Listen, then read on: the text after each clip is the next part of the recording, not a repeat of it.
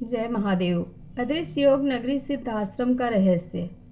हिमालय का एक रहस्यमय सिद्ध योगियों का आश्रम अद्भुत, अद्वितीय, अनिर्वचनीय व आश्चर्यजनक, जहाँ पहुँचना ही जीवन की पूर्णता है।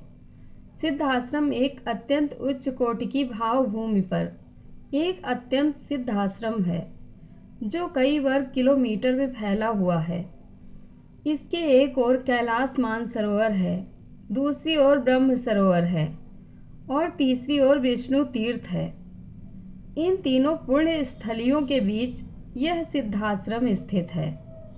स्वयं विश्वकर्मा ने ब्रह्मादि के कहने पर इस आश्रम की रचना की। यहाँ निवास करने वाले संतों योगियों की आयु हजारों हजारों वर्षों की है और जो सच्चिदानंद जी समस्त गुरुओं के गुरु हैं, वे इस श्रेष्ठतम आश्रम के संस्थापक, संचालक एवं नियंता हैं।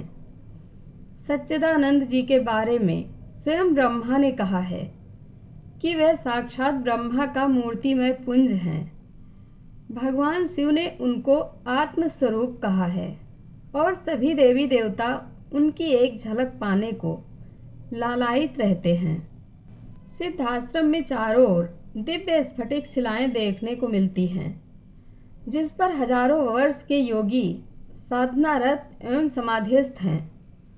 वहाँ जगह जगह पर दिव्य कल्प वृक्ष देखने को मिलते हैं, जिनका विभिन्न शास्त्रों में वर्णन है।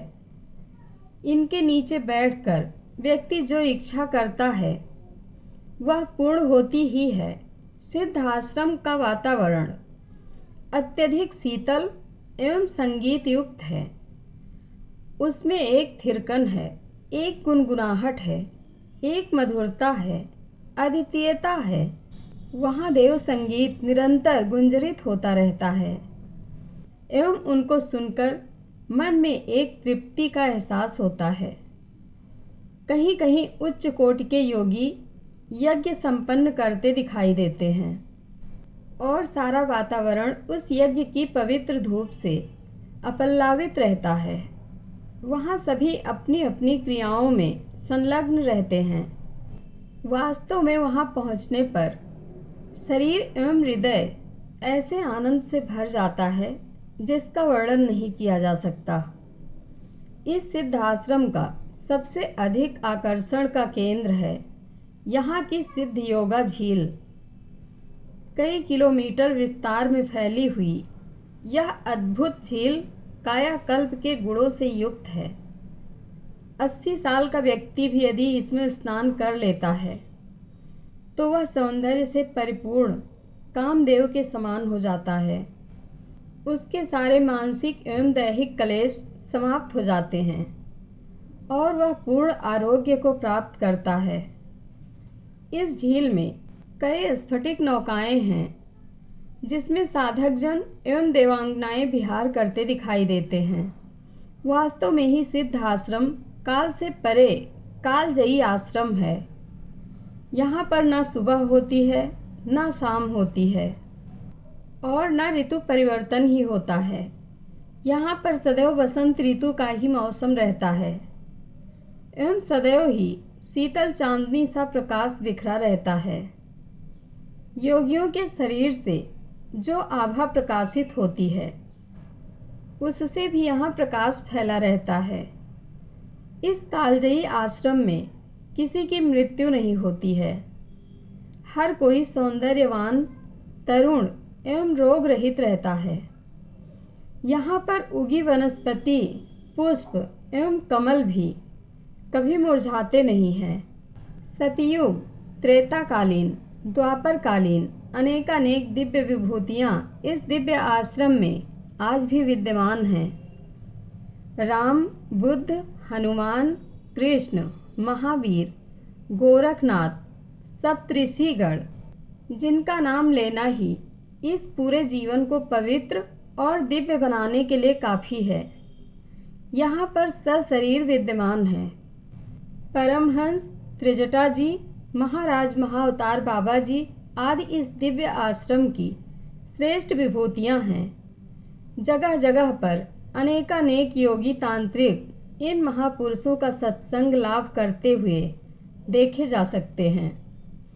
अगर यह भूमि तप भूमि है, साधना या तपस्या भूमि है, तो यह सही अर्थों में सौंदर्य भूमि भी है। समस्त ब्रह्मांड का सौंदर्य ही मानो इस आश्रम में समाया हुआ है। सिद्धाश्रम देवताओं के लिए भी दुर्लभ एवं अन्यतम स्थान है, जिसे प्राप्त करने के लिए उच्च कोटि के योगी भी तरसते रहते हैं। प्रत्येक साधक अपने मन में यह आकांक्षा लिए रहता है कि उसे एक बार सिद्धाश्रम प्रवेश का अवसर मिल जाए। परमहंस सच्चिदानंद जी के प्रमुख शिष्य युग पुरुष परमहंस निखिलेश्वरानंद जी इस आश्रम के प्राण हैं। आज जो भी नवीनताएं एवं रोचक बदलाव इस आश्रम में हुए हैं, वे सब उन्हीं के प्रयत्नों से संभव हो सका है। वास्तव में बिना निखिलेश्वरानंद जी के तो सिद्धाश्रम की कल्पना ही नहीं की जा सकती। यही कारण है कि सिद्धाश्रम को निखिल भूमि के नाम से भी पुकारा जाता है। पर इस आश्रम को स्थूल नेत्रों से नहीं देखा जा सकता, पर सामान्य व्यक्ति भी सिद्धाश्रम जा सकता है। इसके लिए 3 कसौटियां हैं। प्रथम, उसने 10 महाविद्याओं में से 2 महाविद्याएं सिद्ध की हो, या उसने कष्ट चक्र भेदन करके सहस्रार में कुंडलिनी को अस्थित कर लिया हो, या फिर तीसरा मार्ग है किसी श्रेष्ठतम सद्गुरु की कृपा से सिद्धाश्रम जाना। पर हर कोई सन्यासी या हर कोई गुरु यह नहीं कर सकता। हरिद्वार, इलाहाबाद या वाराणसी में बैठे सन्यासी किसी को सिद्धाश्रम नहीं ले जा सकते हैं। शिष्य को वही सद्गुरु सिद्धाश्रम ले जा सकते हैं जो स्वयं सिद्धाश्रम की परंपरा से जुड़े हैं, जो सिद्धाश्रम सशरीर गए हुए हैं और वहाँ से वापस भी आए हैं, जिनका आवागमन है सिद्धाश्रम में, जिन्होंने 10 महाविद्या सिद्ध की है एवं जिनका सहस्रार पूर्ण जागृत है और जो ब्रह्मांड भेदन में पूर्ण सिद्धस्थ हैं। केवल और केवल मात्र वे ही अपने शिष्यों को प्रवेश लेने के बाद सिद्धाश्रम ले जा सकते हैं। आप सबका भाग्योदय हो। आप में सिद्धाश्रम जाने की ललक उठे। आपको ऐसे गुरु प्राप्त हों, आप उन्हें पहचान सकें एवं उनकी परीक्षाओं में सफल होते हुए सिद्धाश्रम जा सकें। यही मेरी कामना है। परम पूज्य योगी राज परमहंस स्वामी निखिलेश्वरानंद जी महाराज का नाम अपने आप में ही देवगंगा की तरह पवित्र, उज्ज्वल एवं शीतलता का प्रतीक है। मात्र उनके संसर्ग, सहचर्य एवं संपर्क से ही जीवन की पूर्णता का आभास अनुभव होने लगता है। पूज्य गुरुदेव डॉक्टर नारायण दत्त, श्री माली जी परमहंस स्वामी निखिलेश्वरानंद जी सही अर्थों में पूर्ण योगीश्वर हैं, जिन्हें कई कई हजार वर्षों की आयु का पूर्ण ज्ञान है। एक ही जीवन जीते हुए उन्होंने प्रत्येक युग को देखा, द्वापर को, त्रेता को और इससे भी पहले वैदिक काल को। उन्हें वैदिक ऋचाएं ज्ञात हैं। द्वापर की एक एक घटना स्मरण है। त्रेता के एक एक क्षण के साक्षी रहे हैं। उन्होंने जो साधनाएं संपन्न की है वह अपने आप में ही अद्वितीय हैं।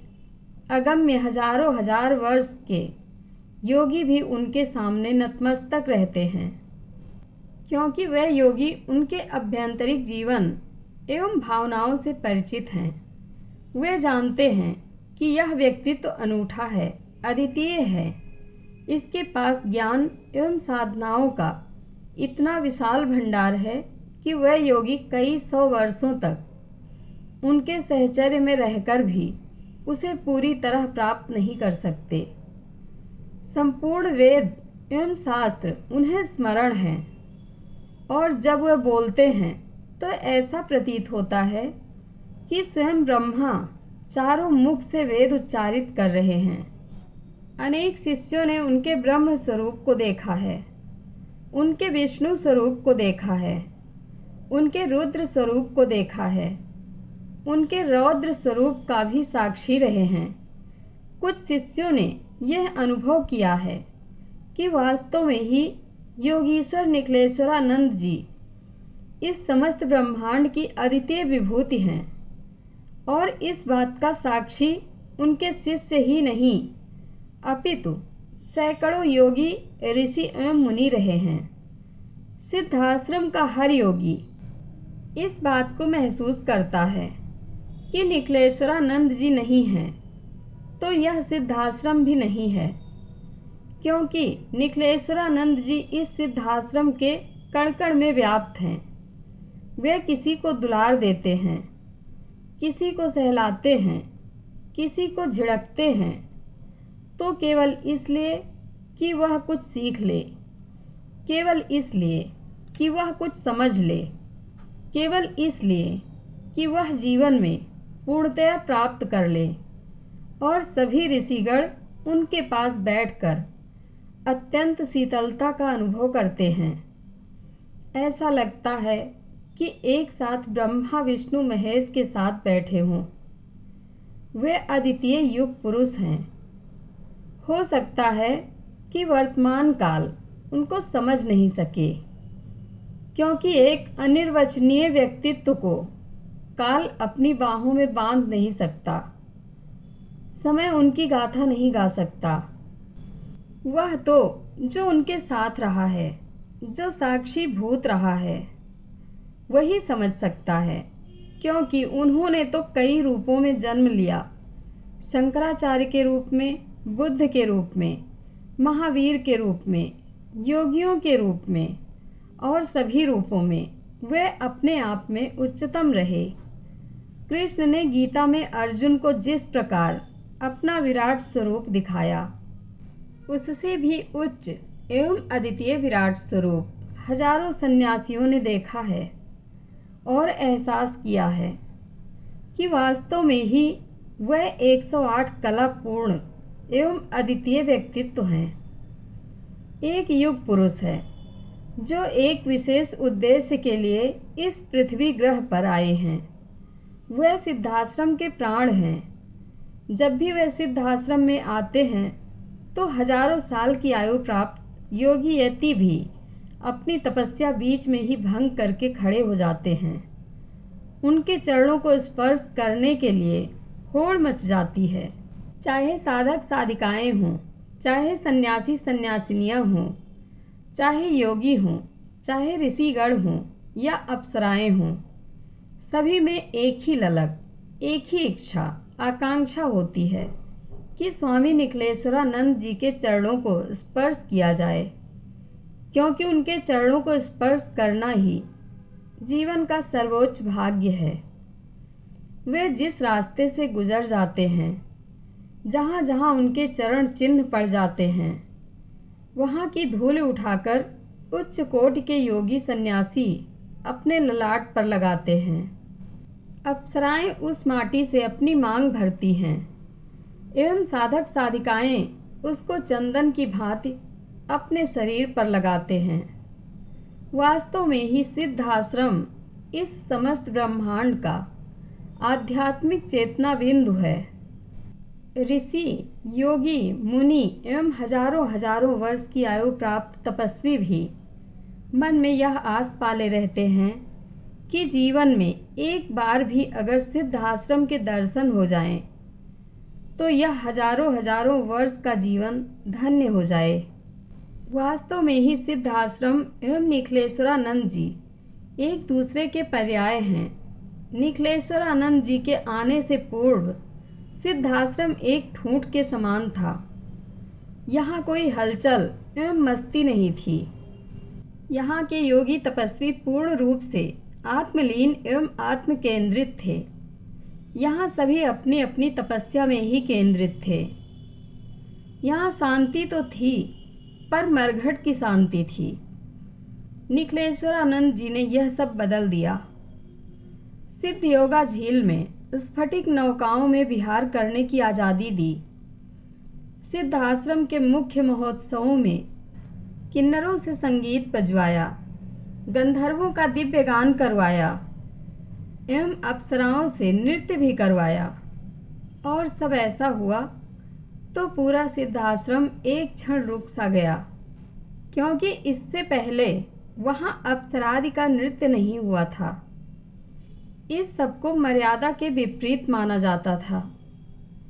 आप तो सिद्धाश्रम में आमूलचूल परिवर्तन करना चाहते थे, और यह सब परिवर्तन वहाँ स्थित ऋषियों एवं मुनियों को असहाय था।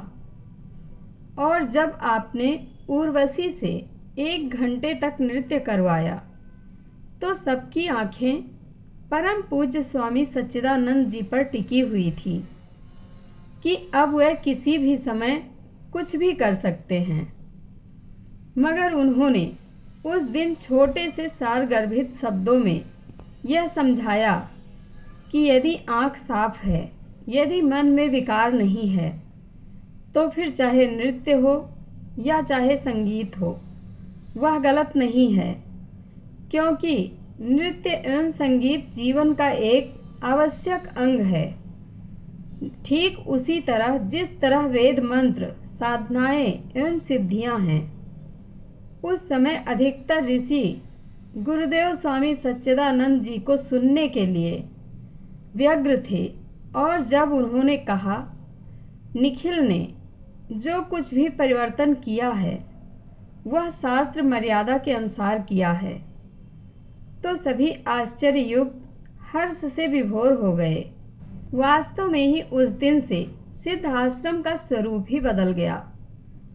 अब वह इंद्र के नंदन कानन से भी श्रेष्ठ है, और देवी देवता भी वहां आने को तरसते हैं।